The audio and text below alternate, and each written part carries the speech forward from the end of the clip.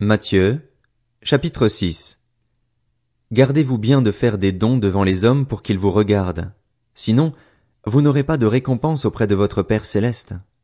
Donc, lorsque tu fais un don à quelqu'un, ne sonne pas de la trompette devant toi, comme le font les hypocrites dans les synagogues et dans les rues afin de recevoir la gloire qui vient des hommes.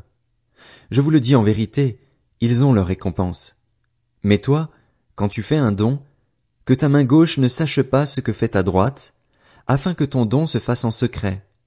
Et ton Père, qui voit dans le secret, te le rendra, lui-même ouvertement. Lorsque tu pries, ne sois pas comme les hypocrites. Ils aiment prier debout dans les synagogues et au coin des rues pour être vus des hommes. Je vous le dis en vérité, ils ont leur récompense. Mais toi, quand tu pries, entre dans ta chambre, ferme ta porte et prie ton Père qui est là dans le lieu secret. Et ton Père, qui voit dans le secret, te le rendra ouvertement. En priant, ne multipliez pas les paroles comme les membres des autres peuples. Ils s'imaginent en effet qu'à force de paroles ils seront exaucés. Ne les imitez pas, car votre Père sait de quoi vous avez besoin avant que vous le lui demandiez. Voici donc comment vous devez prier. Notre Père céleste, que la sainteté de ton nom soit respectée, que ton règne vienne, que ta volonté soit faite sur la terre comme au ciel. Donne-nous aujourd'hui notre pain quotidien. Pardonne-nous nos offenses, comme nous aussi nous pardonnons à ceux qui nous ont offensés. Ne nous expose pas à la tentation, mais délivre-nous du mal. Car c'est à toi qu'appartiennent, dans tous les siècles, le règne, la puissance et la gloire. Amen. Si vous pardonnez aux hommes leurs fautes, votre Père céleste vous pardonnera aussi. Mais si vous ne pardonnez pas aux hommes, votre Père ne vous pardonnera pas non plus vos fautes. Lorsque vous jeûnez, ne prenez pas un air triste comme les hypocrites. En effet, ils présentent un visage tout défait pour montrer aux hommes qu'ils jeûnent. Je vous le dis en vérité, ils ont leur récompense. Mais toi, quand tu jeûnes, parfume ta tête et lave ton visage afin de ne pas montrer que tu jeûnes aux hommes, mais à ton Père qui est là dans le lieu secret. Et ton Père, qui voit dans le secret, te le rendra. Ne vous amassez pas des trésors sur la terre, où les mythes et la rouille détruisent et où les voleurs percent les murs pour voler, mais amassez-vous des trésors dans le ciel, où les mythes et la rouille ne détruisent pas et où les voleurs ne peuvent pas percer les murs ni voler. En effet, là où est ton trésor, là aussi sera ton cœur.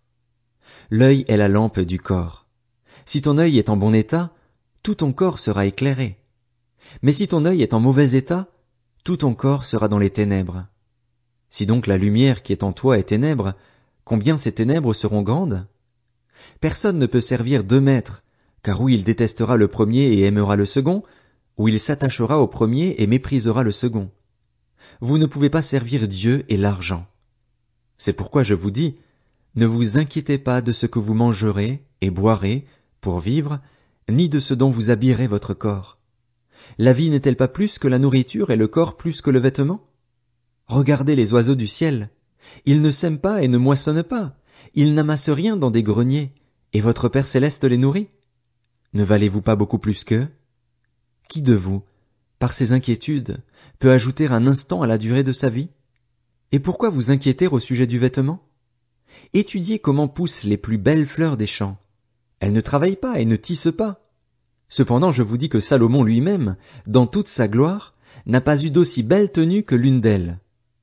Si Dieu habille ainsi l'herbe des champs, qui existe aujourd'hui et qui demain sera jetée au feu, ne le fera-t-il pas bien plus volontiers pour vous, gens de peu de foi? Ne vous inquiétez donc pas et ne dites pas, que mangerons-nous? Que boirons-nous? Avec quoi nous habillerons-nous? En effet, tout cela, ce sont les membres des autres peuples qui le recherchent. Or, votre Père céleste sait que vous en avez besoin. Recherchez d'abord le royaume et la justice de Dieu, et tout cela vous sera donné en plus.